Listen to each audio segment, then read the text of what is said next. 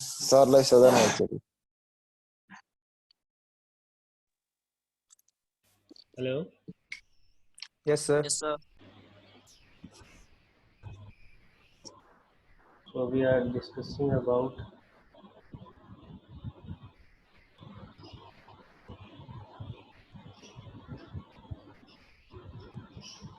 we are talking about this numerical problem. So basically, problem is given. You need to find this H and the tension in the cable. Fine. Voice is clear now. Yes, sir. Yes, sir. Yes, sir. So by inspection, if you count the how many unknowns do I have in this, first of all, we have 4 external unknown. Those are provided by these two spots at A and D. Both are hinge spot. It means how many unknowns do I have? A total 4 unknowns do I have. 2 at particular one spot. Ax, Ay means horizontal component of this spot, and y in vertical direction dx and dy, and 3 unknowns cable tension, one in each cable segment. तो तीनों में tension होगी 1, 2 and 3. Total 7 number of unknowns do I have. One is H. These are the 8 unknowns we need to find in this particular problem. So 7 unknowns along with the sag H that we need to find, determined from the 8 available equilibrium equation, Fx equal to 0, Fy equal to 0, applied to point A to D. How many points do I have? 1, 2, 3 and 4. 4 into 2. So total equilibrium equations are 8. A more direct approach to the solution is recognize that slope of cable CD is specified. Slope of CD, ये हमें पता है, क्योंकि ये पता है तो ये भी पता है. It means I know the slope. If I know the base, I know the perpendicular, so it means I know the slope of this CD cable. Because in this case, if we know the height here, in that case we know the slope of this cable also. So direct approach we can apply here and try to solve this problem. So if you see this, so this base is 3 and height is 4, and automatically that 3 and 4, so आपका hypotenuse comes out to be 5. So take the moment about A point and try to analyze what are the things we can find by taking the moment about A. Let's see.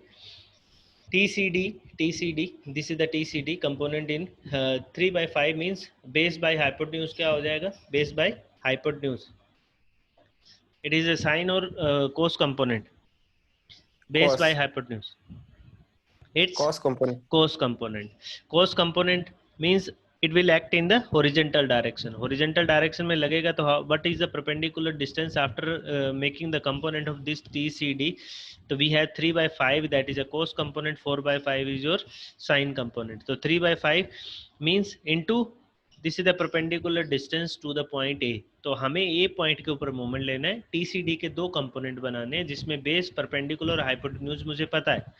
तो कोस component जो आएगा उसके साथ उसकी perpendicular distance about a point is similarly Y component जो आएगा इसका उसका हॉरिजॉन्टल डिस्टेंस जो परपेंडिकुलर डिस्टेंस आएगी that we need to multiply and we will get the value of TCD here. So by taking the moment about a point TCD 3 by 5 into 2 means this is the perpendicular distance, this is the force applied, this is the perpendicular distance that we need to apply to the point A. Because A point यहाँ पे है आपका same distance है तो यहाँ movement लेना है, यहाँ मूवमेंट लेना, perpendicular distance remains same throughout this line only. Plus TCD, the direction how it going to rotate along the point B, it will rotate along in anti clockwise. और anti clockwise हमने क्या किया हुआ है? Positive consider किया हुआ है. Plus TCD vertical component 4 by 5. How much distance I have need to multiply here? 2 plus 2 4, 4 plus 1.5, that is 5.5. So 5.5 minus 3, it will going to rotate in the same direction, that's why it comes out to be positive. Minus 3, it is going to rotate in clockwise direction. Minus 3 into 2 minus 8 into 4 equal to 0. TCD comes out to be 6.79 kilonewton. In any problem related to this? आपको यहाँ तक I think समझ आया होगा. Basic approach है, बिल्कुल simple सी चीज है.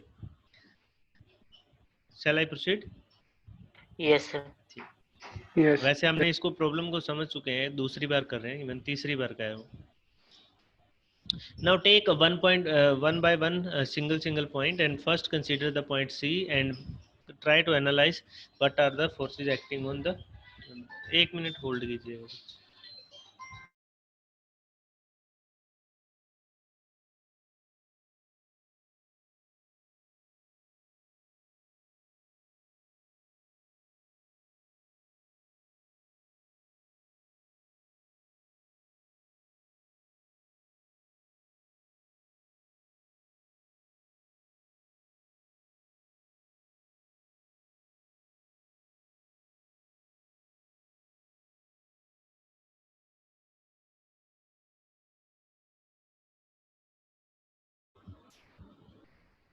Then consider one by one point.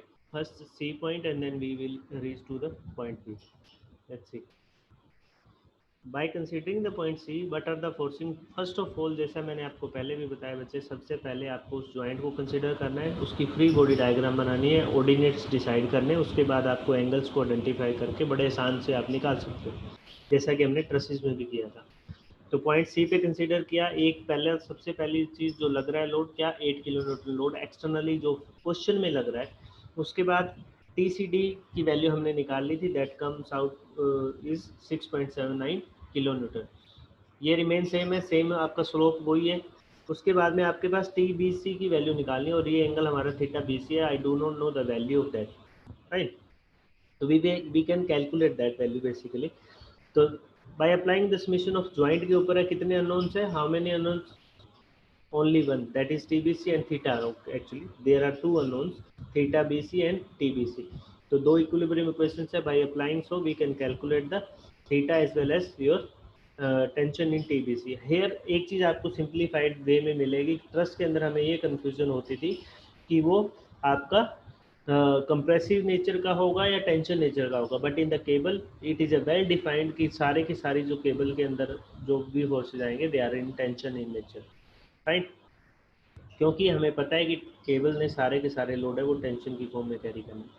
तो sum of horizontal forces equal to 0. Component of this horizontal component बनाइए 6.79 kilo newton. 3/5 means base by hypotenuse again the cos component minus TBC. इसके भी आपका cos का component बनेगा, that is TBC cos theta BC equal to 0. F by again इसका vertical component 6.79 4/5 minus it is in upward direction, this is a downward direction, minus 8 kilonewton plus TBC sin theta BC. By solving the two you will get the value of TBC and theta BC 32.3 degree, or TBC comes out to 4.82 kilonewton here.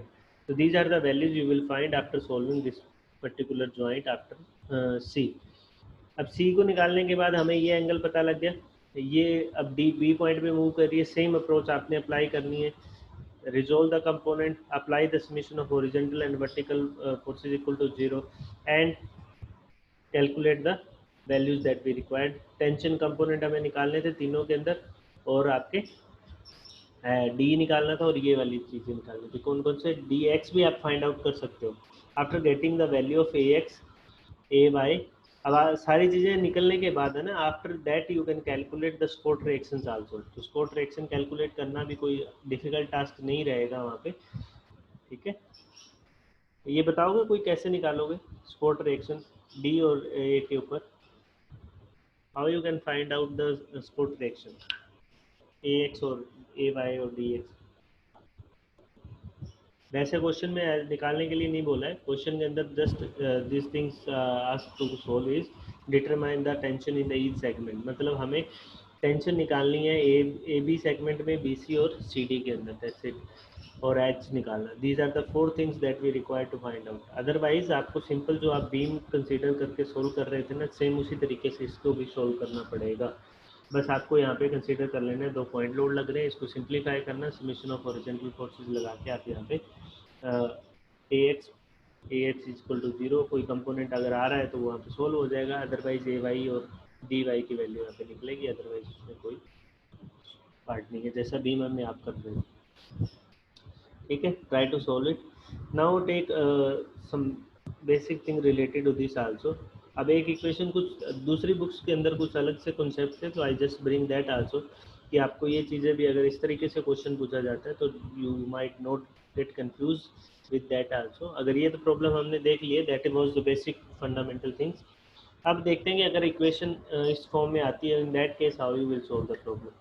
तो equation of cable सबसे पहले हम try करेंगे, इसमें parabolic equation निकालेंगे and then by सी की value निकालेंगे, H निकालेंगे और बी भी निकालेंगे। तो जैसा कि आप देख रहे पा रहे हो इस इमेज के अंदर, we have a cable which is A C B points are there supported at A and B. A C B ये केबल है जो कि ए और बी के ऊपर सपोर्ट कर रही है। Let C be the lowest point of the cable, और जो सी पॉइंट है वो केबल के सैग के अंदर सबसे नीचे का पॉइंट है, सेंटर का पॉइंट है और नीचे का पॉइंट है, as shown in the figure you can see that. Fine. A and B are the two support point. There are the two components because they are a hinge support. So H, VB, VA and H over here. YC is the central dip. Y is the any height of a cable throughout the span. और कोई P point है यहाँ पे, X distance है of P point from A support. Total length of the cable is L. L is the span of the cable. YC the central dip of the cable. Fine. Now we have to find YC. Now consider a point P जो कि मैंने पीछे दिखाया, इसमें सारी simple language में जैसे basic form में लिखा होता है वैसे ही लिखा हुआ है, आपको समझने में दिक्कत नहीं होगी। कंसीडर ए पॉइंट P जो कि मैंने लास्ट इमेज में दिखाया था, having coordinate as X and Y, जो कि P पॉइंट मैंने केबल के अंदर कंसीडर किया जिसके कोऑर्डिनेट Y और X है A पॉइंट से। Right, with the A as the origin as shown in the figure. A point के को origin मानते हुए P पॉइंट के मेरे पास ऑर्डिनेट है वो X और Y ऑर्डिनेट है। We know that equation of parabola अगर आपको जानते होंगे most probably all the students, y is equal to kx l minus x. This is the parabola equation. Consider as equation number 1 where k is the constant. When x is equal to l by 2, जो x equal to l मतलब L by 2 करोगे तो हम कहाँ आ जाएंगे, we are at the centre, in that case y is equal to yc. These are the boundary condition basically. When x is equal to L by 2, y is equal to yc. Substituting these values of x and y in the equation number 1 and try to get the value of y over there. तो k x is equal to L by 2 put करेंगे, y is equal to yc put कर देंगे, तो y is equal to yc k L by 2 L minus L by 2. By putting so y is equal to yc when x is equal to L by 2. Yc k into L by 2 L minus L by 2 which is comes out to be L square k square L square by k L square by 4. Or we need to find k, that is a constant value, k is equal to 4 yc by L square. Now substituting the same value into the previous equation, that we need to find the y distance. In that case, put the value of k in the equation and we will get the value. The value of k in the equation 1 we get is equal to y is equal to 4yc, that is a central dip. Actually question के अंदर आपको central dip दिया जाता है कि central dip is this one. You need to find the any distance कि इस point के ऊपर क्या bending moment आएगा, what is the height. In that case you have to find by using this relation. तो 4yc L square L minus x into x. This is the required equation for the dip y of the cable from its port at a distance x from it. अब कहीं भी अगर आपको पूछा जाए other than the center, centre का तो height दे दिया जाएगा और डिप है जो आपको गिवन होगा क्वेश्चन के अंदर, बट अगर थ्रू आउट द स्पैन अगर आपको कोई भी वैल्यू निकालनी होगी डिप की, तो ये इक्वेशन आपने यूज करनी है which is nothing but 4yc by L square L minus x into x. x की वैल्यू आपको किसी भी सेक्शन में कंसीडर करना हुआ उसको x कंसीडर करिए, उसके बाद में आपने अप्लाई करना है, that's it how you can use it. अब ये तो हुआ सेंट्रल डिप हमें फाइंड आउट करने के अलावा, मतलब कहीं भी डिप अगर केबल का निकालना है थ्रू द हॉरिजॉन्टल और ए या बी पॉइंट के ऊपर, इन that case you can apply this. But अगर आपको हॉरिजॉन्टल थ्रस्ट निकालना है, हॉरिजॉन्टल थ्रस्ट का क्या मतलब होता है, जो रिएक्शन सपोर्ट प्रोवाइड कर रही है जो कि हिंज सपोर्ट हमारी, उसने वर्टिकल कंपोनेंट हमें प्रोवाइड करने हैं, उसने हॉरिजॉन्टल भी करने हैं। तो लोड पड़ने की वजह से होता क्या है एक्चुअली, अगर आपकी ये केबल है, दिस इज अ केबल, सैग हो रहा है, इसके ऊपर लोड पड़ेगा, लोड पड़ने से जो ऊपर की सपोर्ट कंपोनेंट है वो क्या करेंगे, they will try to come towards each side each other, दोनों अपने आपस में पास आने की कोशिश करेंगे, यस और नो। अगर सेंटर को आप दबाओगे तो बीच में से दो साइड के जो पॉइंट ए और बी होंगे वो क्या होंगे, क्लोज होंगे कि नहीं होंगे? Yes, sir. Yes, Yes, sir. sir. का मतलब है कि अंदर जो सेंट्रल पोर्शन है ऊपर की तरफ है, वहां क्या होगी, कंप्रेशन होगी, बॉटम पे क्या होगी, टेंशन होगी। ये आरसीसी में आपने पढ़ा होगा है, इसके बारे में सुना होगा कि कहाँ बॉटम में टेंशन और कंप्रेशन का क्या फंडामेंटल है। सिंपली स्पोर्टेड बीम है, सपोज करो। सिंपली स्पोर्टेड बीम होने का मतलब ये एक तरीके से अगर आप केबल को थोड़ा सा एनालाइज करोगे तो ये क्या हो रहा है, it's elastic shape of a simply supported beam ना, यस और नो?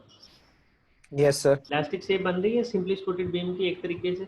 तो कहने का मतलब है अगर इस पे मैं लोड डालूंगा, इस इलास्टिक शेप के ऊपर या इस केबल के ऊपर लोड डालूंगा, तो ये ए और पॉइंट बी दोनों पॉइंट क्या करेंगे, क्लोज आएंगे। क्लोज आने का मतलब सेंट्रल के जो इस ऊपर के पोर्शन में, बीम के या केबल के ऊपर के पोर्शन में, मैं बीम की बात कर रहा हूँ, केबल में तो टेंशन ही रहने वाली है क्योंकि ये सिंगल बॉडी के फॉर्म में, केबल एक लाइन एलिमेंट के फॉर्म में एक्ट कर रहा है यहाँ पे।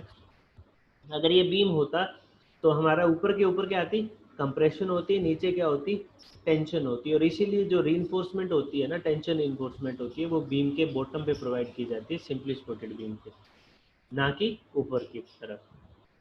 ये कुछ आइडिया था इसके बारे में, ऐसा पढ़ा होगा आपने, I hope so,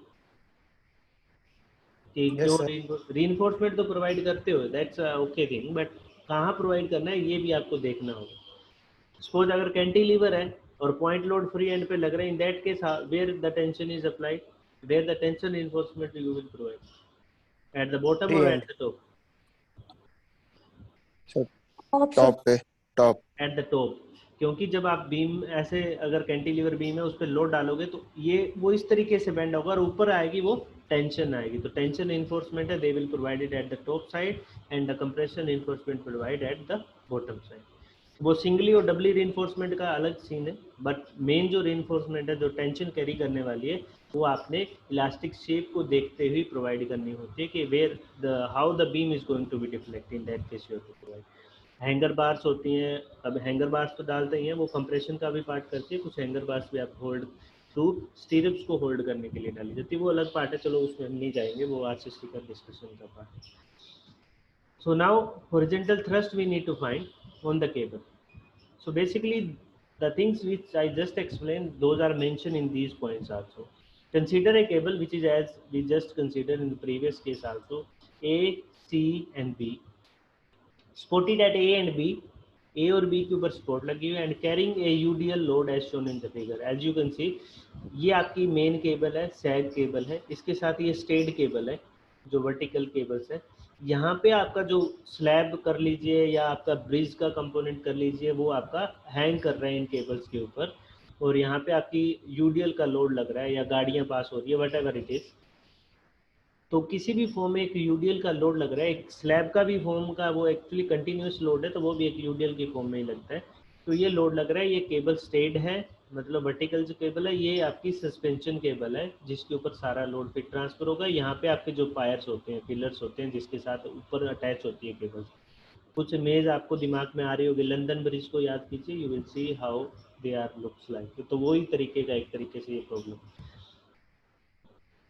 late C be the lowest point, C है वो लोवेस्ट पॉइंट है इस सस्पेंशन केबल का, सबसे नीचे का पॉइंट है of the cable. A little consideration will show that as a result of loading, इस लोडिंग की वजह से the two supports A and B will tend to come nearer to each other. इस लोड की वजह से जैसे जैसे लोड पड़ेगा तो केबल के जो एंड स्पोर्ट है, they will come nearer to each other since these two are in equilibrium.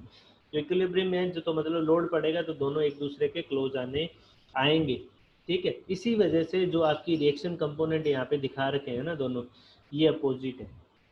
ये इधर अपने आप को रेजिस्ट करेगा, ये इधर अपने आप को रेजिस्ट करेगा। तो जितना लोड पड़ेगा, एक्चुअली जो डाउनवर्ड लोड पड़ रहा है ना, तो ये तो फायर में रेजिस्ट करना ही करना है, ये साथ में जो लोड पड़ने की वजह से जो क्लोज आ रहा है, तो हॉरिजॉन्टल थ्रस्ट क्रिएट हो जाती है। जो थ्रस्ट फोर्स लग रहा है वो हॉरिजॉन्टल रेस्ट्रिक्शंस प्रोवाइड की जाएगी सपोर्ट के साथ। Therefore, an outward force must be act, जैसा कि पीछे इमेज में मैंने दिखाया, जो H है वो आपका आउटवर्ड लग रहा है। आपका क्वेश्चन हो सकता था कि सर ये आपने इस डायरेक्शन में दोनों क्यों लगाए हुए हैं, इक्विलिब्रियम तो हमें ये कहता है एक दूसरे के साथ अपोजिट होना चाहिए, यही बात होती है ना कि एक इधर लग रहा है तो एक इधर लग रहा होगा। But due to the force applied, जो लोड पड़ रहा है उन दोनों को हॉरिजॉन्टल थ्रस्ट ने रेजिस्ट करना है, वो दोनों क्लोज लाने की कोशिश करेंगे, तो उनके जो क्लोज लाने का मैग्नीट्यूड है वो should be equal to the horizontal thrust, तो वो हमारा बैलेंस रहेगा, इक्विलिब्रियम मेंटेन रहेगा, ठीक है। Force must be act on both the supports to keep them in equilibrium equilibrium को बैलेंस रखने के लिए वो हॉरिजॉन्टल थ्रस्ट दोनों पे लग रहा है। अदरवाइज अगर ऐसा नहीं हुआ तो वो एक तरीके से आपकी क्लोज आउट हो जाएगी या बंद हो जाएगी या फेलियर हो जाएगी, ठीक है। As the cable supporting vertical loads only, therefore the horizontal thrust at A must be equal to the horizontal thrust at B.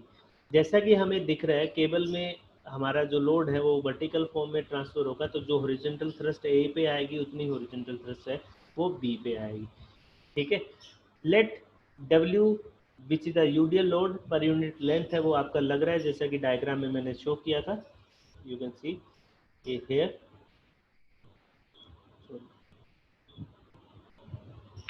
L is the span of the cable, Y is the central dip of the cable.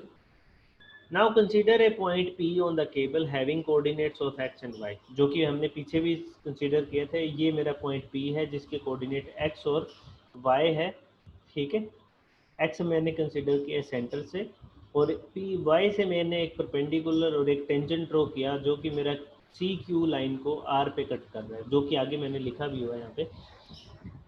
Having a coordinate as shown in the figure, draw a tangent to the cable at point P meeting the horizontal line CQ through C at R.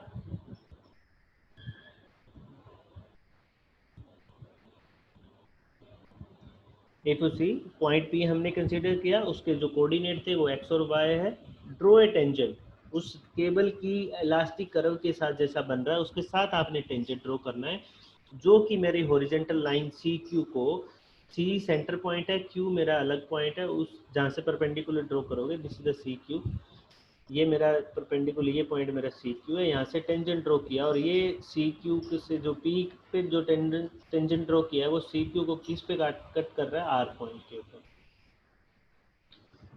C at R from the geometry of the figure, जैसा कि आपको figure में दिखाई दे रहा है। तो ये सारी जो मैंने वहाँ पे दिखाई दे रहा है वो डायग्राम को यहाँ पे मेंशन किया हुआ है सारी चीज़ें, तो आपको ज़्यादा तरीके से समझ सकते हो कि क्या क्या हुआ प्रॉब्लम। वी नो दैट अगर आप देखोगे वहाँ से C R is equal to C Q, क्योंकि अगर परपेंडिकुलर ड्रॉ कर रहे हो तो वो अगर सेंटर पॉइंट पे कट करेगा तो हाफ हाफ में डिवाइड कर देगा, तो सी आर इक्वल टू क्या हो जाएगा, सी क्यू हो जाएगा। C R equal to C Q का क्या मतलब है, ये जो परपेंडिकुलर ये टेंजेंट है ये मेरे पॉइंट को हाथ सेंटरली कट कर रहा है, आर पॉइंट है वो मिड पॉइंट निकल के आ रहा है, तो C R is equal to C Q होगा, which is equal to x by two only, ठीक है। A little consideration will show that the part of CP is in equilibrium. CP मतलब centre point और दूसरा point जो मैंने consider किया है under the equilibrium action of the following force. किस किस फोर्स की वजह से वो सारे, एक्चुअली पूरी बॉडी इक्विलिब्रियम में, अगर ऐसा नहीं होगा कि अगर बॉडी इक्विलिब्रियम में है तो कोई कंपोनेंट उसका इक्विलिब्रियम में नहीं होगा, कंप्लीट स्ट्रक्चर ही इक्विलिब्रियम में रहने वाला है।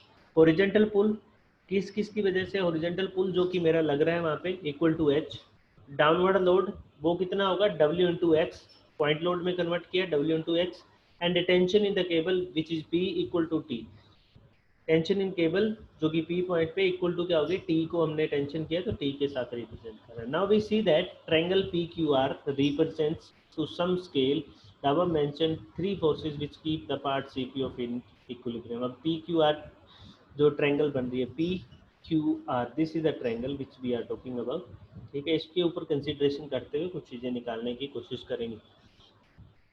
P Q by W X, P Q आपका वर्टिकल कंपोनेंट है, वर्टिकल कंपोनेंट फोर्स से उसको डिवाइड किया that is W X. R Q जो कि हॉरिजॉन्टल मेरा बेस है उसके साथ मैंने एच से डिवाइड किया, और आर पी है वो मेरा क्या है, टेंशन है। देखो ध्यान से अब से, पी क्यू ये वर्टिकल है तो वर्टिकल लोड के साथ डिवाइड किया, पी आर है टेंशन है तो टी से डिवाइड किया, आर क्यू हॉरिजॉन्टल है तो हॉरिजॉन्टल थ्रस्ट है। मतलब जो जो फोर्स कंपोनेंट जिस जिस वजह से हो रहा है, टेंशन हो रही है वो किस में हो रही है, पी क्यू पे हो रही है। आर क्यू पे क्या हो रहा है, हॉरिजॉन्टल थ्रस्ट आ रहा है, पी क्यू है वो किसको रिप्रेजेंट कर रहा है, डब्ल्यू क्यू को, तो उसी फॉर्म में लिखा हुआ है। मतलब P Q is the vertical one divide by the vertical force जो कि रिप्रेजेंट कर रहा है आर क्यू, जो कि हॉरिजॉन्टल है वो एच है, और आर पी है। ये सारे के सारे जो फोर्स है वो इस पूरे स्ट्रक्चर को, मतलब डब्ल्यू एक्स है वो इक्विलिब्रियम मेंटेन कर रहा है पी क्यू की, एच आर क्यू का इक्विलिब्रियम मेंटेन कर रहा है horizontal thrust, R P that is a tension which is provided और इक्विलिब्रियम बाय द टी। अब पी क्यू क्या है मेरे पास, P Q is nothing but y, R Q क्या है x by two that we already calculated, PQ that is a y distance, इसके component हमारे x और y थे, तो put that value y by wx, और RQ already calculated x by 2 into h, तो h is equal to क्या आ जाएगा wx square by 2y. We know that when x is equal to L by 2, y is equal to क्या आ जाएगा yc आ जाएगा, जो कि हमने ऑलरेडी सीन देखा है लास्ट में. h is equal to w, put the value of x is equal to L by 2 whole square, 2 y is equal to yc, so value comes out to be wl square by 8yc. Fine. तो W L square by 8 आपने कुछ देखा होगा, bending moment, maximum bending moment होता है किस case में, simply supported beam के अंदर, जब आपका यूडीएल लोड लग रहा होता है. Have you remember that? maximum bending moment in case of simply supported beam, when the UDL load is applied, the value of maximum bending moment comes out to be center, that value is WL square by 8. Fine.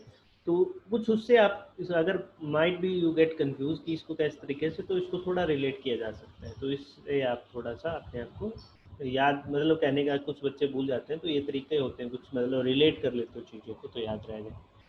This is the required equation for horizontal thrust on the cable. तो हमारे पास set की value हमने last में देख ली थी, Y कैसे निकालेंगे, horizontal thrust कितना आएगा ये हमने देख लिया. अब हम देखेंगे आगे टेंशन कैसे फाइंड करनी है, और ये क्वेश्चन आपके सोल्व हो जाएंगे.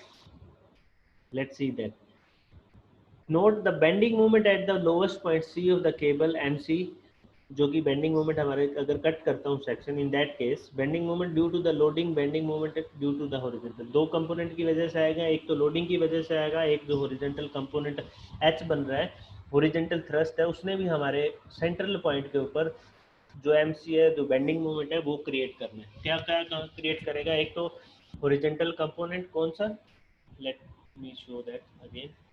ये मुझे बेंडिंग, अगर मैं इस पॉइंट के ऊपर बेंडिंग मोमेंट निकाल रहा हूँ, तो ये मेरा पॉइंट क्या आएगा, इसकी वजह से बेंडिंग मोमेंट आएगा. अगर मुझे YC की वैल्यू पता है, तो what will be the bending moment, H into YC. और एक मेरा ये यूडीएल लोड क्रिएट करेगा, WX into what ever the distance, वो हम आगे देखते हैं क्या आएगा. तो ये दो चीज़ें हमारी बेंडिंग मोमेंट क्रिएट करने वाली है पॉइंट C के ऊपर. चाहे आप इस साइड से कंसिडर करिए या इससे करिए, यूनिफॉर्मिटी है यहाँ पे, कोई अप और डाउन का कोई सीन नहीं. ठीक है, लोडिंग भी through out the span same. तो बेंडिंग मोमेंट म्यू सी, कोई भी एक वैल्यू कंसीडर है, उसमें डू नॉट गेट कंफ्यूज कि ये म्यू सी कहाँ के आ गया. तो ये due to the vertical loading minus H into YC, जो कि हमारा सेंट्रल. अब आपके डायरेक्शन आपने कंसीडर कर लेना है कि किस डायरेक्शन में, अगर सेंटर पॉइंट में बेंडिंग मोमेंट लेते हो, it will going to rotate in this direction. ठीक है, और ये आपका अगर इस पॉइंट से लेके सेंटर पॉइंट के ऊपर, ये मेरा Y डिस्टेंस है YC, this is the bending moment, और ये आपका क्या आएगा, इस यूडीएल की वजह से यहाँ पे म्यू इंटू सी आपकी वैल्यू आ जाएगी. इसको म्यू अगर कंसिडर करते चलते हैं. ठीक है, तो mu C minus HYC, bending moment HC is 0, summation of bending moment equal to 0, और HYC इज इक्वल टू क्या आ जाएगा, म्यू सी आ जाएगा. H इज इक्वल टू क्या आ जाएगा, म्यू सी बाय सी, मतलब bending moment HC due to the loading divide by the central dip. ये म्यू सी है जो बेंडिंग मोमेंट क्रिएट हो रहा है ड्यू टू द लोडिंग. ठीक है, उसके divide by central dip which is given in the question. In that case we can calculate like this. ठीक है, तो H यहाँ से भी हम फाइंड आउट कर सकते हैं. In the last way we can calculate here also, तो उससे भी निकाल सकते हैं और इससे भी निकाल सकते हैं. Now the tension in the cable, we have already discussed that cable is always subjected to some tension whose magnitude can be conventionally found out to be laws of statics, जो कि हमने देखा था पहले भी एक प्रॉब्लम में. Here we will discuss the magnitude tension in the cable in the following two cases. एक मैंने बताया पॉइंट लोड के साथ, दूसरा हमारा यूडीएल की फॉर्म में, अगर यूडीएल लग रहा हो. When supported a same level पे होगा और डिफरेंट लेवल पे भी है. केस दो ये भी अलग अलग, और लोडिंग के साथ भी है. ये दोनों केस कहने का मतलब 4 बन जाते हैं वैसे तो cases. One is for same level with point load, other is same level different UDL load, फिर डिफरेंट लेवल पॉइंट लोड, और different level with UDL load. तो पहला केस है जो है tension in cable supported at the same level, मतलब दोनों जो पॉइंट है वो सेम पॉइंट के ऊपर है, मतलब दोनों के बीच में जो स्पेसिंग, मतलब वर्टिकल जो डिस्टेंस है, they are same. A point, B point, same, the cable UDL loading are there, same things are given here also. At the horizontal thrust at A, B, YC the central dip, L is the span of the length, W is the UDL load which is acting over the this suspension cable. RA RB क्या निकल के आएगा भाई आपका? What will be the value of RB और RA?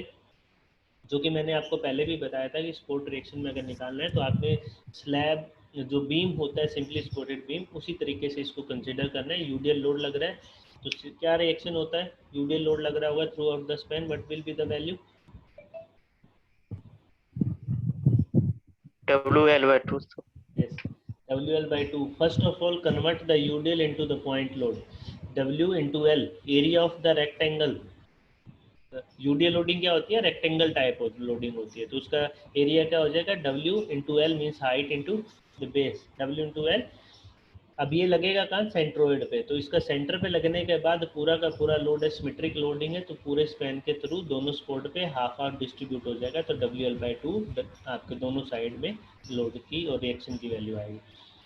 We have already discussed in the article earlier that we just seen और chapter में पीछे भी पढ़े हुए. Cable being flexible cannot resist any movement, जो कि इसकी एजम्पशन है. हम मान के चल रहे हैं कि केबल फ्लेक्सिबल है और इस वजह से बेंडिंग मोमेंट को रेजिस्ट नहीं करेगी ना शियर फोर्स को करेगी. Therefore, horizontal thrust at A and B can be calculated equating the clockwise movements at C we get. तो मूवमेंट आपने निकालना है H into Y C. H into Y C. H into H की value क्या आएगी? H into Y सी तो आपकी value निकालनी है हमें. H की वैल्यू नहीं पता मुझे. H into Y C is the bending moment at the centre. Horizontal thrust into the vertical distance. यही होता है बेंडिंग मोमेंट. यस और नो? दोनों को Yes, इक्वेट sir. कर देंगे तो H into Y C means horizontal thrust into the Y C that is the vertical dip, right, into WL/2 into L/2. WL ये बेंडिंग मोमेंट देखो मैं वहाँ पे आपको लेके चल रहा हूँ. सेंटर पे निकालना है H इंटू वाई सी. ये रिएक्शन है VB. WL/2 इंटू L/2 यही होगा कि नहीं? WL/2 इंटू L/2 माइनस ये यूडीएल लोडिंग. ये क्या होगा? WL/2. पहले तो W कितने पे लग रहा है? L/2 पे लग रहा है. फिर ये सेंटर पे लगेगा WL/2 इंटू L/4. यही होगा WL/2 into L/2 that is the reaction. Sport reaction की वजह से बेंडिंग मोमेंट जो आ रहा है जो हमने ये निकाला RA और RB माइनस WL/2 जो यूडीएल लोड बचे हुए स्पैन के ऊपर है. यूडीएल लोड भी तो लग रहा है ना तो वो भी सेंटर के ऊपर लगेगा. बीम को कंसिडर करना है सिंपल जो बीम आपने सोल्व किया हुआ है WL/2 इंटू L/4. तो ये आपका पॉइंट लोड लगा. डिस्टेंस कितनी बची? हाफ का हाफ. L/2 का बाई 2 तो दैट विल बी L/4. तो comes out to B WL²/8. तो जो मैंने पहले आपको बीम की फॉर्म में बता रहा था ना सिंपली सपोर्टेड बीम ही कंसिडर करना आपने. सीधा लिख सकते हो. ये चीज़ें ना भी लिखते आप at Y H Y C is equal to क्या आ जाता है? ये मैक्सिमम बेंडिंग मोमेंट होता है सिंपली सपोर्टेड बीम के ऊपर जब यूडीएल लोड लग रहा होता है WL²/8. तो H इज इक्वल टू क्या आ जाएगा? सिंपल है WL²/8YC. और WL को अगर हम कैपिटल W लिखें मतलब पॉइंट लोड को कन्वर्ट करने यूडीएल की फॉर्म में लिखा हुआ है ना यहाँ पे. तो ये पॉइंट लोड तो कंप्लीट W भी लिख सकते हैं unit load. In that case W into L. ये अब आप अगर ये WL लोगे ना इन दैट केस ध्यान रखिएगा कि वो आपके पॉइंट लोड में यूडीएल की वैल्यू जो भी है डायरेक्ट उस वैल्यू को उठा लेना है. ठीक है. तो बेसिक है कि आपको ये रखो क्योंकि कंफ्यूजन नहीं होगी अदरवाइज फिर यहाँ पे आप गलती करते हो. देन Tmax निकालना है जो कि हॉरिजॉन्टल थ्रस्ट पता है. R का रिएक्शन मुझे पता है तो कंपोनेंट क्या होगा? टेंजेंट निकालना है. ये है मेरी ट्रेंगल. ये था. दिस इज द RP भी I need to find. RQ मैंने निकाल लिया. YQ निकाल लिया. तो बेसिकली ट्रेंगल बन रही है तो इसमें हाइपोटेन्यूज निकालना है तो क्या आ जाएगा? Under the root RQ plus YQ और PQ स्क्वायर. तो मतलब कहने का है horizontal thrust square plus R square. R square plus H square. और इसके R की स्क्वायर की वैल्यू आपको पता है. H की भी वैल्यू हमें पता है. Put the value and you will get the value of T maximum which is coming out to be in the question. Any problem related to this तो यू कैन आस्क. अब TA और TB निकालने तो RA आ जाएगा और RB आ जाएगा. बस ऐसे. That's how you can solve the problem related to the cables in the case of same level or UDL और simple किसी भी तरीके का लोडिंग अगर लग रहा हो। तो मैंने एक डिफरेंट प्रॉब्लम भी बता दी है और सिंपल प्रॉब्लम के फॉर्म में भी आपको दिखा दिया। कैसे वैल्यू है ये पता लगे सबको? कोई किसी को डाउट है रिलेटेड टू दिस? वैसे जो चीज़ें मैंने एक्सप्लेन की है everything is mention in the writing form also. जैसे जैसे आप पढ़ोगे सारी चीज़ें आपको समझ आती चली जाएंगी, उसी तरीके से सारी चीज़ें लिखी हुई हैं। जो इम्पोर्टेंट था, जो चीज़ें मेंशन करनी थी, सारी चीज़ें लिखी हुई हैं। जैसा कि सब जो चीज़ें लिखी जाती है बेसिक वे में वैसा ही मेंशन किया हुआ है। जैसे little consideration will show that maximum tension in the cable will be the support at A and B, therefore tension in the cable either of the support. अब ये आया कहाँ, ये मैंने आपको बता दिया, वो कंपोनेंट के हिसाब से हमने निकाला था। तो हमें टेंजेंट ड्रॉ करना है, उस ट्रायंगल को हमने एनालाइज कर लिया था। आर की वैल्यू हमें ऑलरेडी पता है, वो क्या है, WL/2 है, सपोर्ट रिएक्शन है, यूडीएल लोडिंग है। अगर मैं यही केबल कहता आपको, suppose the same cable UDL ना लग के इस पे बस एक सेंट्रल पॉइंट लोड लग रहा होता, तो then what will happen, only the RA will change और वाईसी की वैल्यू चेंज होती, that's it, nothing else will change. यही होता है। उस केस में मैक्सिमम बेंडिंग मोमेंट क्या होता है, WL/4 होता है। तो WL/4 यहाँ पे एच की वैल्यू लगाती, आर की वैल्यू क्या होती, W/2 होती। सॉल्व कर लेते, काम खत्म। ठीक है। अब एक प्रॉब्लम है, इस प्रॉब्लम को देखते हैं, थोड़ा और आइडिया क्लियर हो जाएगा इसके बारे में। A suspension cable having support at a same level has a span of 30 meter and a maximum dip of 3 meter, मतलब IC is given। Maximum dip का मतलब है कि हाईएस्ट डिप, मतलब सैग के सबसे जो लोवेस्ट पॉइंट है उसकी हाइट दी हुई है हमें। तो वो कहाँ होगी, ऑब्वियसली सेंट्रल पॉइंट पे, अगर सेम लेवल पे है तो। The cable is loaded with a UDL load of 10 kilonewton. Load is also given 10 kilonewton per meter UDL की फॉर्म में throughout the length, पूरे लेंथ के ऊपर है। Find from the first principle the maximum tension in the cable. Maximum tension we have to find. Span हमें दिया हुआ 30 metre है, maximum dip मतलब IC is given, लोड दिया हुआ है दैट इज 10 किलोन्यूटन पर मीटर। तो वर्टिकल रिएक्शन क्या होगी, यूडीएल लोड है, WL/2 होगा। तो W कितना है, 10 है, L कितना है, 30 मीटर है बाई 2, तो 150 kilonewton, your R will comes out. Horizontal pull क्या होगा, maximum bending moment by 8/c, तो WL² बाई 8/c, W 10 है, 30² by 8/c, solve it, you will get the value of H, put into the relation, you will get the maximum tension in the cable which is comes out to be at the support point, either A or B point, कहीं भी निकाल लीजिए, वो आपका निकल जाएगा।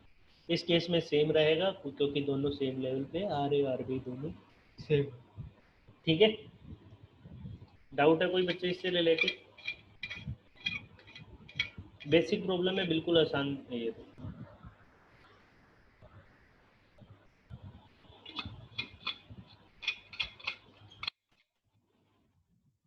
Clear? Yes, sir. Yes, sir. So next है आपका cable having subjected to uniformly distributed load. ये थोड़ा सा आपको, वैसे तो यूडीएल हमने देख चुके हैं, मैंने इसको, ये अलग बुक का फंडा है, मैंने दो बुक्स एक्चुअली फॉलो कर रहा हूँ अभी तक आपके लिए। मैं जो पीछे दिखा रहा था वो कुछ अलग बुक, वो बड़ी सिंपल तरीके से थी, बट अगर कंसेप्चुअल बात देखें तो ये फॉरेनर ऑथर की बुक है और काफ़ी अच्छी शानदार बुक है। जनरली जो भी हमने अभी तक टॉपिक किए हैं मोस्ट प्रोबेबली सारे के सारे इसी बुक से मैं फॉलो कर रहा हूँ, और काफ़ी स्ट्रॉन्ग और काफ़ी कंसेप्चुअल वाइज काफ़ी अच्छी बुक है। जो प्रॉब्लम मोस्ट प्रोबेबली आपने देखा भी होगा related to this, almost are from the particular this book. जो इंडियन ऑथर बुक्स है they are also good, but कुछ मिस्टेक्स भी है उनमें, कहीं कहीं प्रिंटिंग मिस्टेक भी हो जाता है, कुछ कंसेप्चुअल वाइज भी मिस्टेक्स है। तो इस बुक में अभी तक ऐसा कुछ मिला नहीं, but there are some mis printing और some typing errors are always there, ऐसा कहीं नहीं होता 100%, बट फिर भी कुछ ना कुछ निकल ही जाता है। तो हम इसको अब देखेंगे, सेम चीज़ें वैसे सोल्व करना है जैसे पहले वाले को किया, उसमें हमने ऑलरेडी देख लिया यूडीएल अगर लग रहा होगा तो। बट इसमें अगर आप देखोगे तो बेसिकली केबल ये पूरी आपको यहाँ पे 2 सेक्शन की फॉर्म में दिखाया हुआ है। ये लेंथ अलग है, अगर ये पूरा जाता तो ये आपकी सस्पेंशन केबल होती जिसपे यूडीएल लोड लग रहा है W0, हाइट है वो H है, और कोई एक पॉइंट हमने सेक्शन कंसीडर किया डेल्टा X, और उसकी लेंथ, टोटल लेंथ है वो L है, Y X कोऑर्डिनेट हो गए, और W0 is the UDL. Cable provide a very effective means of supporting the dead weight of the girder or bridge deck having a very long span. तो dead weight होता है जो basically हमारे structural component का dead weight कैसे निकालते हो, कोई बताएगा? आरसीसी में पढ़ रहे हो या how to find the dead wait?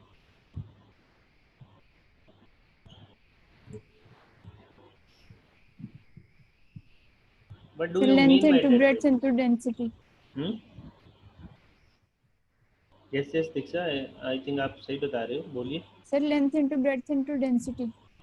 Length into breadth into मतलब area into density? Yes, sir. No, area into density क्या निकल के आएगा आपके पास? Try to make the units. Density का यूनिट क्या होगा? किलो न्यूटन पर metre cube Yes, sir. Into metre square.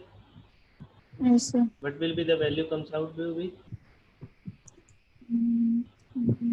Density. So kg meter.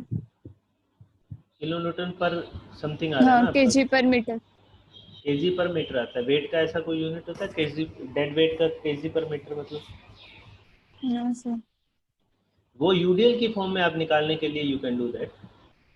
आप ये जो बता रहे हो that comes out to be in the form of UDL, क्योंकि पर मीटर लेंथ पे आ रहा है ना जो डेड वेट आप निकाल रहे हो, ठीक है। इन Yes, that sir. Case area will comes out. Otherwise अगर डायरेक्ट आपको बताया जाए कि दिस इज द स्पैन, ठीक है, और इसका मुझे डेड वेट चाहिए टोटल वेट अगर आपको पूछा जाता है तो आपको सिंपल वेट बताना होता है, पर यूनिट लेंथ वो लोड की फॉर्म में नहीं बताना। Dead weight is the weight of the structure, कितना वेट आएगा, किलो न्यूटन होगा, केजी होगा, what ever the value, but पर मीटर का मतलब है कि उतना डेड वेट वो हर एक लेंथ के ऊपर लगा है, वो मीनिंग है उसका, ठीक है। तो बेसिकली डेड लोड, और आप इसको क्या बोल सकते हो, सुपर इम्पोज लोड, जिसमें लेड और लाइव दोनों भी आते हैं, ठीक है। तो डेड लोड को अगर मैं सीधा ही कहूँ, डेड सेल्फ वेट जिसको बोला जाता है, सेल्फ वेट और डेड लोड। डेड क्यों कहा जाता है? क्योंकि ये जो लोड है वो परमानेंट और फिक्स्ड लोड होता है, they are not going to be change, ठीक है। जो कि हम जैसे हमारा लोड है, जब हम क्लास में आ रहे हो तो आपका वो लोड लाइव लोड कंसीडर होता है, क्योंकि आप some time after some time you will move from the class and go to the some other place, तो वो लोड आपका फ्लक्चुएटिंग है, means with respect to the time it is changing, तो वो आपका लाइव लोड की form में हम कंसीडर कर लेते हैं। तो डेड का मतलब डेंसिटी इनटू वॉल्यूम रहेगा, that comes out to be your weight. हमारा वेट इज इक्वल टू क्या होता है, डेंसिटी क्या होती है? Density is nothing weight by volume, तो वेट हमें चाहिए तो density into volume, that we need to find, ठीक है। गटर और bridges decks having a very long span, जिसका स्पैन बहुत बड़ा होता है, जैसे कि आपने लंदन ब्रिज की बात मैं करूं तो बार बार वही, क्योंकि ज़्यादातर बच्चों ने ये फिल्मों में भी देखा होगा, बड़ी बार देखा होगा, और काफ़ी फेमस ब्रिज है, तो उसमें वो स्पैन है जो काफ़ी आपने देखा होगा, बहुत बड़ा स्पैन है, ठीक है। दो, और आई थिंक उसमें 3 या 4 पैर होंगे, जहाँ तक मुझे अभी तक इमेज जितनी क्लियर हो रही है। Let me try to search it on the picture.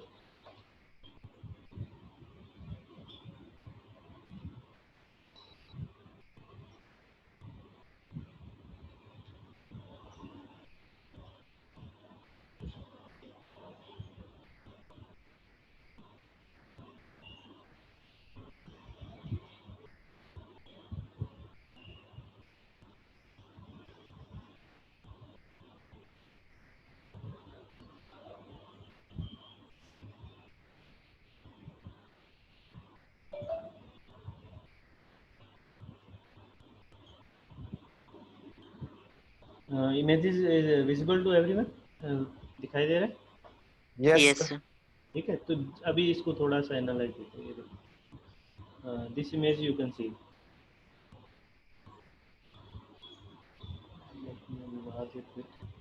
तो ये जो मेन केबल है, this is your suspension cable. ये जो यहाँ पे ये बने हुए हैं, ये बड़े बड़े पेयर्स है, ये देखो कितना बड़ा स्पैन है, यहाँ पे स्पोर्टेड किया हुआ है। अगर अगर आप देखोगे इस बीच में पिलर्स नहीं है या नीचे कोई बीम का सेगमेंट नहीं है, जो सारा का सारा जो डेक का लोड आ रहा है ना, वो इन केबल स्टेड, जो ये वर्टिकल है, ये केबल स्टेड्स बोलते हैं, ठीक है।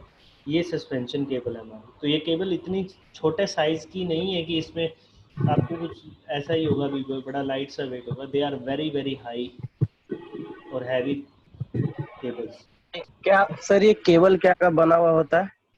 केबल स्टील का हो सकता है। रिक्वायरमेंट ऑफ द तो सर इस लोड तरह वो से किस ये तरीके, हाँ टैगिंग कर रहा है। क्या चीज?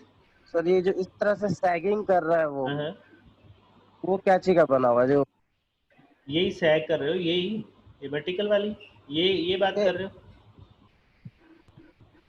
ये स्टील का होता है सर? बच्चे स्टील भी हो सकती है, जैसे वायर्स की केबल नहीं होती, जैसे हमारी तार्स होती हैं बड़ी बड़ी, जो यस सर। ट्रांसमिशन वायर्स होती हैं उससे भी यूज किया जाता है, बड़े मोटे मोटे डाया के अंदर उनको रोल किया जा सकता है। ये पाइप की फॉर्म में भी हो सकती हैं, आपने देखा होगा कई बार। ठीक है, तो उस केस ये में सर भी हो, पाइप के फॉर्म में होती है। हाँ उस फॉर्म में भी हो सकती है, दोनों वे में हो सकती है। केबल्स भी होती हैं, डायरेक्ट केबल्स भी होती है, वायर्स जो बोलते हैं। तो इसकी इमेज आप लोग सर्च कर सकते हो, बड़ी इमेजेस मिल जाएंगी, केबल स्ट्रेट्स भी मिलेगा आपको। ये तो आपका सस्पेंशन की फॉर्म में, इस तरीके से और भी ब्रिजेस काफ़ी होंगे। अभी मैंने यही सर्च किया हुआ है। अभी आर्च का भी हम बात करेंगे, तो ये आर्च भी देख लो, ये आर्च ब्रिज है आपका, ये यू कैन सी दिस, ये दिखाई दे रहा है आर्च का, जिस जो मैं अभी बता रहा हूँ, you can see Yes, these sir. Are the arches. अब इसके ऊपर भी ट्रांसफर हो रहे हैं लोग, ठीक है। ये आपका जनरल जो सपोर्टेड है, यहाँ पे भी और भी होंगे। There are lots of there are figures are available on the internet. You can see from this.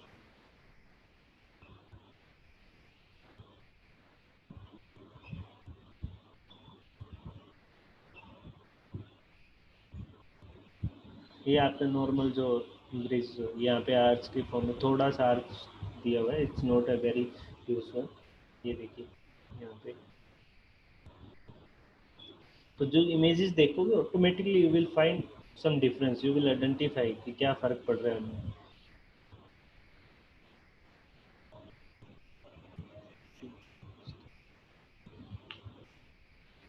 Now see the cable straight, ये cable straight होता है, ये can you see this? Yes sir. ये देखो, ये आपके पाइप्स हैं, इसके साथ ये सारी की सारी केबल स्ट्रेट, ये पूरे के पूरे फुल्ली टेंशन के अंदर यहाँ पे कनेक्टेड है। ये सारी की सारी पहले इसको होल्ड किया हुआ है यहाँ से। ये आप ना बच्चे सिंपल सा इसका फिनोमेना आप घर पे बना के देख लेना। एक कार्डबोर्ड लेना चाहिए, उसके अंदर से थ्रेड्स पिरो के निकालते हैं वैसे निकालना, ठीक है, और बीच के अंदर स्पोर्ट लगाना, बीच के अंदर से उस ब्रिज को पास आउट करना, और आप देखोगे कि उसके ऊपर आप लोड कैरी कर सकते हो। बिल्कुल बैलेंस का फॉर्म होता है, जैसे हमारा तकड़ी का तराजू की फॉर्म में है ना, उसी तरीके का फेनोमेना दिखाई देता है आपको। देखोगे तो बीच में ये आपका हैंडल होल्डर है आगे एक तरीके से, यहाँ पे वो आपका वेट होल्ड कर रहा है। तो एक दूसरे के ऊपर जैसे यहाँ पे व्हीकल ट्रांसफर होता है, इस केबल के अंदर लोड पड़ेगा, केबल से इस प्यार में ट्रांसफर होगा, और ट्रांसफर तो होते ही आपका फाउंडेशन में कर देगा। तो ये इस तरीके से ये अलग अलग, ये देखो ये भी इसमें आगे आगे बढ़ता चला जाएगा जितना लेंथ वाइज होगा। ये देखो, आई थिंक ये आप और भी कहीं इंडिया में भी काफ़ी इस तरीके के ब्रिज आपको देखने जो मिल जाएंगे।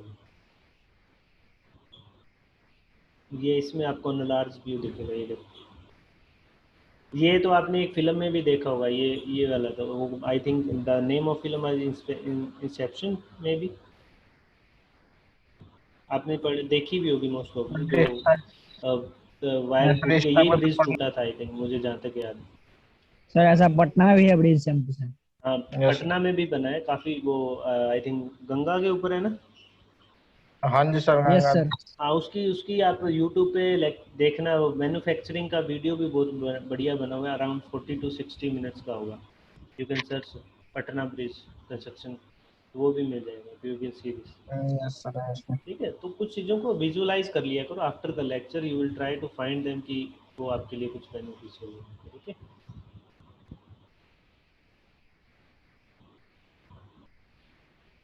तो हम चलते हैं वापस।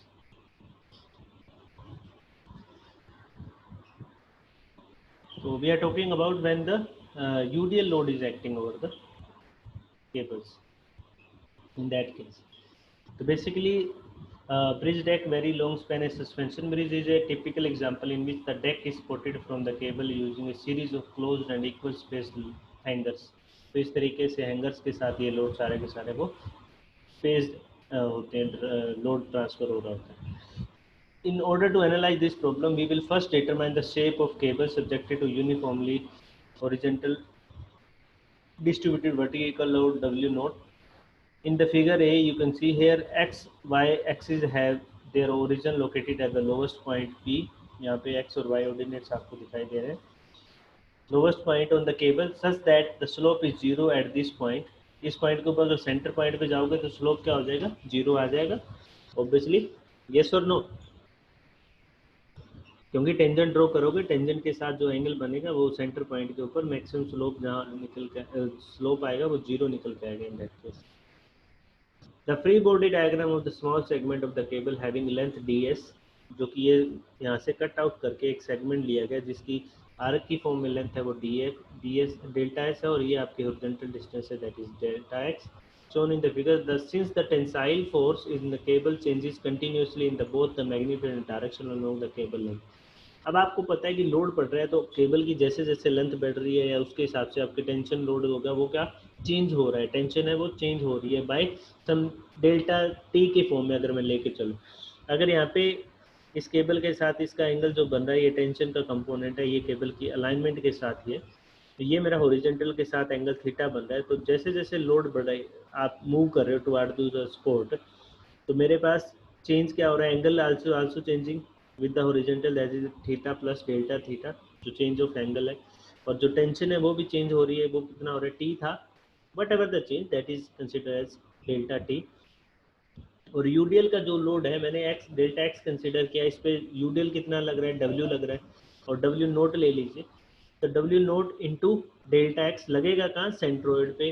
किसके सेंट्रोइड पे, डेल्टा एक्स के. तो इसकी ये डिस्टेंस कितनी बचेगी, डेल्टा एक्स बाई 2 बचेगी.